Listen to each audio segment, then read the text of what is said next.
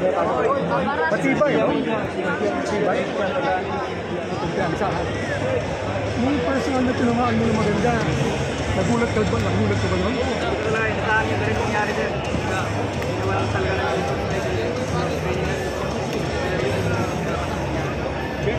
pero kitang-kita na pinilit mo talaga na tapusin. Dahil narinig niyo yung crowd, parang gusto nila na knock-out ang panalo. Yung pinag-round yung natamaan ko talaga siya, pero hindi na talaga. Pero matibay talaga yung Ano susunod? Nakakatapos ito? Yung klaro namin ni Boss, nandiyan namin yung sana bigyan ng qualification pa. Filipino o ano? yung world champion sa Kalimantan. Okay. Melvin, nasaktan ka ba niya? Malakas ang laban talaga, matibay. Yung may suntok niya, nasaktan ka.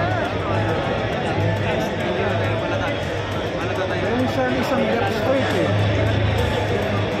Kung i-rate mo itong laban mo na to 1 to 10, ano sa tingin mo to? Ano tingin mo? Ang tingin mo, sa performance mo? Ito na ba yung Melvin Jerusalem? May kulang pa sir. Ano yun? Marami pang kulang kasi natamaan tayo na kasi. Hindi natin malayan ba na natamaan na tayo. Ganda nung natamaan. Kaya alam yung wala sa kulang. Bakit mo mga malapit na matapos parang nag-ano ka na? Kumpiyansa ka na? Alam mo kuha mo na yung laban? Hindi kasi natamaan na sa... Nandito na sa taas yung best fight natin yun. Sino mag-a-award dito?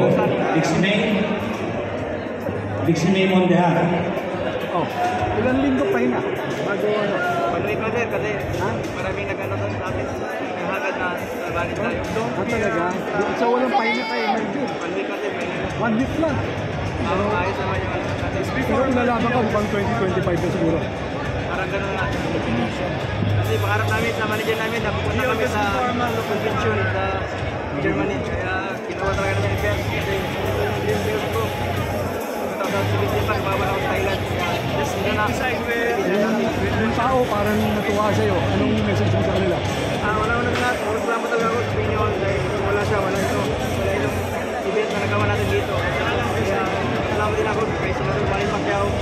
Lalo na sa Kulay Blue, Manny, sa lahat ng team, staff, manager namin, Matsura, kay Boss Kuyoke, Boss DJ Michael, Otto, Team Jeep, Sandran, sa lahat po ng mga... Okay, best fight of the night. Dalawang bouts to between Antuon and Dogwe.